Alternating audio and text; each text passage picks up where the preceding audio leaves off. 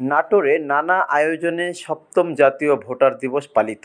তোমার আমার বাংলাদেশে ভোট দেব মিলেমিশে এই প্রতিপাদ্যকে নিয়ে বর্ণাঢ্য শোভাযাত্রা, বেলুন ওড়ানো ও আলোচনা সভার মধ্য দিয়ে সপ্তম জাতীয় ভোটার দিবস পালন করা হয়েছে। রবিবার বেলা 11টার দিকে জেলা প্রশাসন ও জেলা নির্বাচন অফিসের আয়োজনে কালেক্টর ভবনের সামনে থেকে এক বর্ণাঢ্য শোভাযাত্রা বের করা হয়। শোভাযাত্রাটি প্রধান সড়ক প্রদক্ষিণ করে পুনরায় কালেক্টরেট ভবনে এসে শেষ হয়।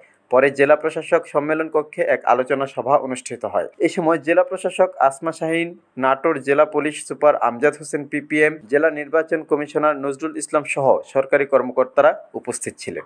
এখানে আমরা যারা আছি তারা সবাই এই কার্যক্রমের সাথে এই সপ্তম জাতীয় ভোটার দিবস সম্পর্কে আমার একটা উপলব্ধি, বেসিক্যালি একদিন ভোটার দিবস বেসিক্যালি এটা আমাদের প্রতিটি কর্মকাণ্ডে আমরা যে বিভাগের কাছে প্রতিনিয়ত দিবসের আলোচনা সভা সম্মানিত সভাপতি, সম্মানিত জেলা প্রচার করেন, সেটা আমরা ওনাদের থেকে সহযোগিতা পাই।